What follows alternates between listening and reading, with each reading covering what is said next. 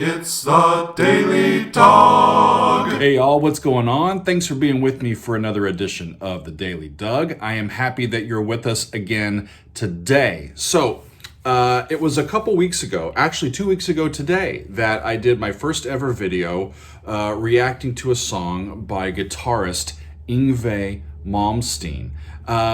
He's unique to me. I haven't heard another person play like him in his specific style.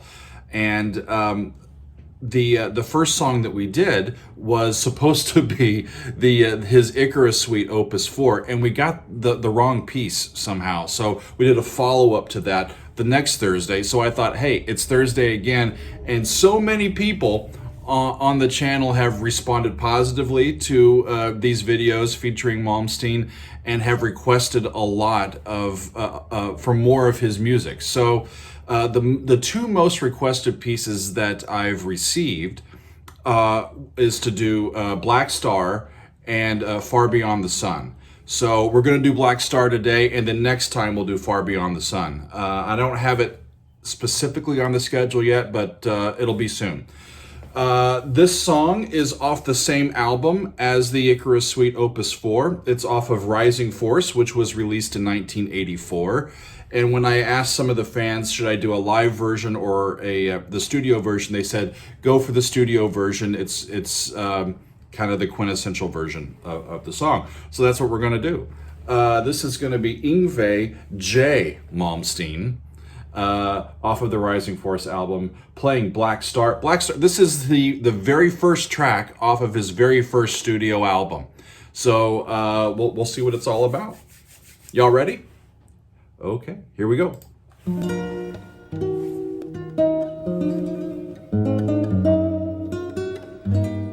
It's lovely. 5 5 to 5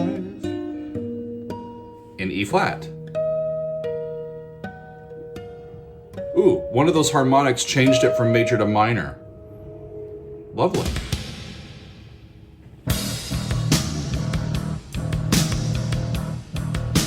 We're not in the Baroque era anymore.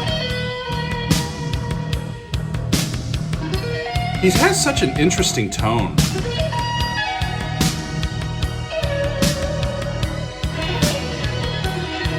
So he's got a consistent E flat in the bass. I have learned over the past few weeks that his standard tuning is to tune down to E flat, and that's what this piece is in. So he's not he's using open strings, but he's in E flat instead of E. And these two chords he's going back and forth between are just a 1 chord and a 4 chord.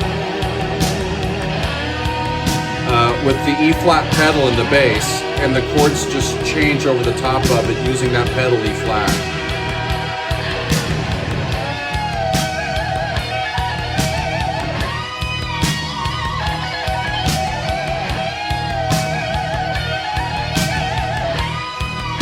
It's a lovely sound. It really is.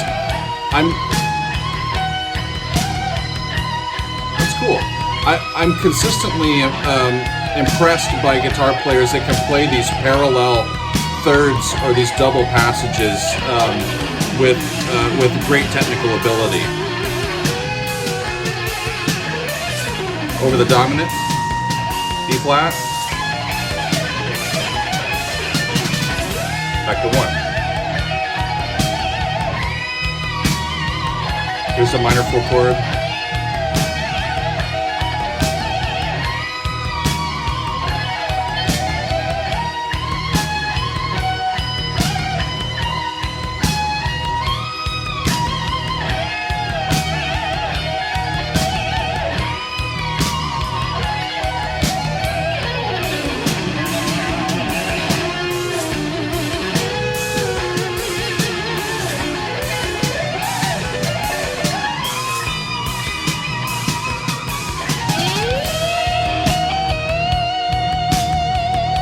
Different guitar or different setting. Sounds slightly different.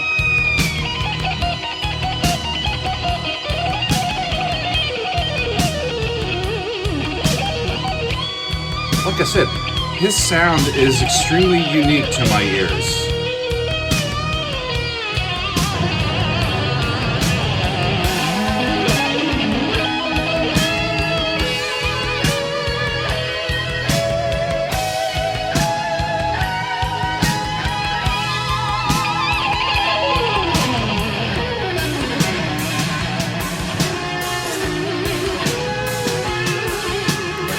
The chords are very simple. The palette of the chords are very simple, and it allows him space to play all of these big-time passages over the top of it. It's a very Baroque era thing to do, to set up this relatively slow-moving chords that allow for a lot of improvisatory, fast notes. This theme keeps coming back. It's really neat.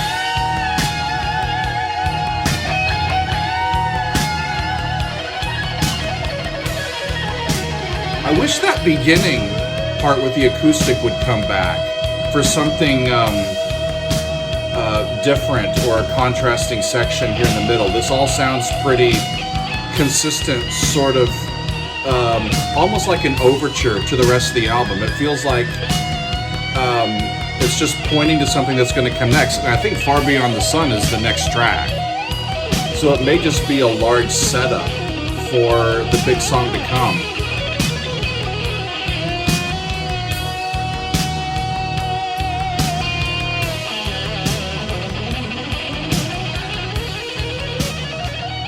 Is it already over? Wow. Fade out. The classic 80s fade out. I never liked the fade out. Have y'all, what do you guys think? That's it. Cool. I almost want to go on to Black Star and see what that sounds like. Actually, should we do that? Bonus, not Black Star, sorry, Far Beyond the Sun. Far Beyond the Sun. Let's try another one. That goes into...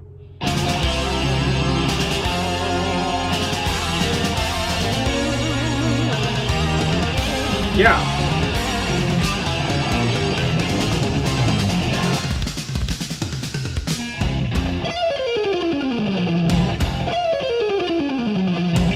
He's up in F minor from where he was.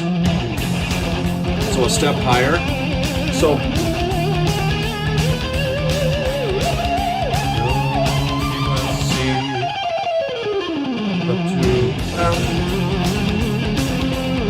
yeah, this one's got a little bit more drive to it, I think, than the other one does.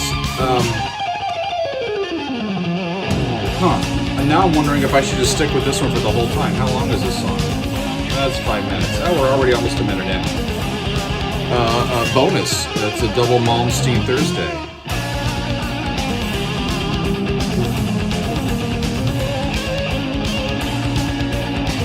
E flat to C over E. Cool. The thing that I like about what he's doing, even in these minor keys, that's, I think, a little bit different than other bands that are playing a lot in minor keys, is that he's using the true functional 5 chord, the major 5 chord. A lot of these bands are, if they're in a minor key, they do the flat 6, flat 7, 1, and Yngwie, I've heard him do that as well. But when he gets to the dominant, the 5 chord, he's using the major 5 chord, which has a leading tone. So if he's in F minor, he's using a C major chord, which has an E natural in it, that leading tone to F. And that's going to be more influenced by functional harmony, by functional tonality from the Western European art music of the recent past, instead of by modality and just using the notes that are in the natural minor scale. So if you've ever heard people talk about harmonic minor or melodic minor, that's where that raised leading tone comes from. And so it does hold through that he's influenced by these classical and Baroque era composers.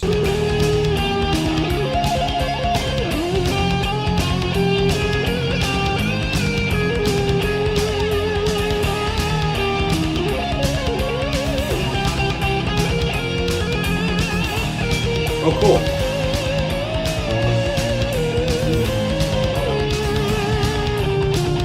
Little descending fifth sequence in there. Wouldn't be Malmsteen without it, right? I love the organ sounds with this as well. To me, this is just a little bit more fleshed out than the previous piece. The previous piece, Black Star, functions in my ears almost like an introduction to the rest of the album. as much as it does as a standalone piece on its own.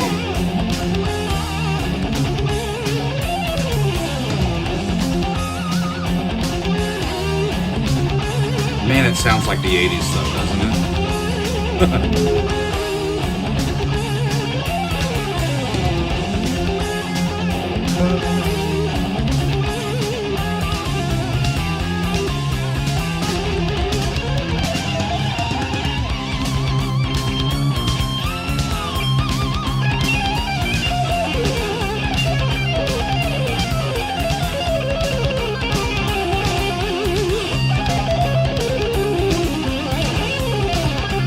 Just an extended dominant. Like I said, those chords don't move or change very quickly. Woo!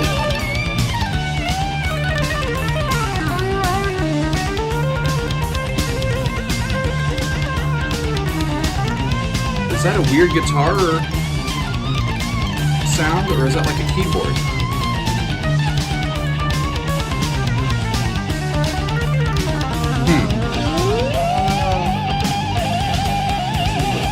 I think that was a keyboard.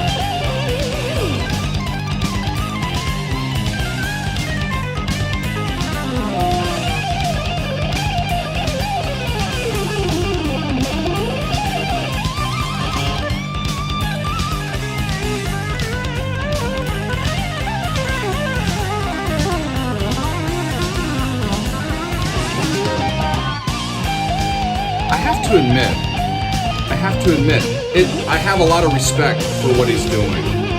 He has great technical ability, and these pieces allow us to hear his prowess and facility on the instrument. Musically, they're not my favorite.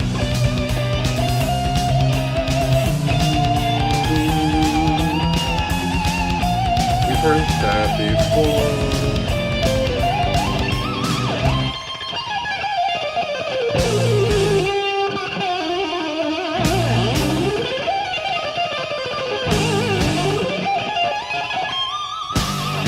Kind of it reminds me a little bit of the way, we've talked about this a little bit before with Malmsteen, the way that Paganini would write music for himself to show off, and not show off necessarily, but to display a virtuosic talent. There's some pieces that are built for virtuosity, just for the sake of virtuosity, as a first priority, instead of melodic or emotional content. So if you're looking to hear just somebody shred just because they can, and it sounds great, that pumps you up, then this is obviously the music for you.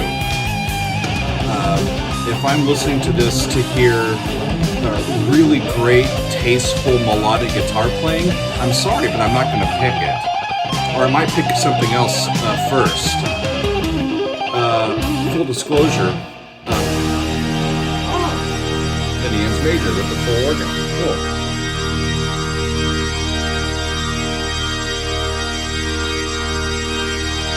It's a long chord. Whew. And yeah, full disclosure, I have several favorite guitar players. And they tend not to be the people that play the most notes, like Eric Clapton and B.B. King. I tend to really love a more blues style of guitar playing rather than the really fast, virtuosic style of playing. Although I have come to very much appreciate folks like Malmsteen, folks like Steve Vai, Petrucci, and a lot of the other guitar players that we've heard on the channel. It's very interesting to me, and again, I've never heard this stuff before, so it's fascinating to see what's been going on kind of simultaneously to me with me being unaware. But it's fascinating stuff. I think I need to just listen to the whole album and just let the whole thing filter through. I'm looking back at the album track listing from Rising Force. Black Star starts it, so that's what we heard, and then it goes to Far Beyond the Sun, which bonus we just heard as well. and then it goes to Now Your Ships Are Burned, and then a couple of pieces, including the Dream Suite Opus 4, that seem to be based specifically on existing classical or Baroque era pieces, and then a few other pieces to end out that album. It does say that there's some vocals on the album. We haven't heard anybody sing yet, or at least I haven't. But maybe I'll tune in later and listen to the whole thing. But thanks to the Malmsteen fans for giving me some love and for suggesting his music to me. I am happy to have reviewed it and reacted to it. So today was a twofer, a surprise twofer. We did Black Star and Far Beyond the Sun. Black Star, it started off in E-flat major with that nice acoustic thing that, by the way, never came back. I would have loved to have heard that introduced and incorporated into more of the music as it goes. And then we went to Far Beyond the Sun, and I really liked the combination of the two. I think they worked really well. So thanks for being with me today, and tomorrow we got a big one coming up, so stay tuned for a big episode tomorrow. Until then, we'll see you next time on The Daily Doug.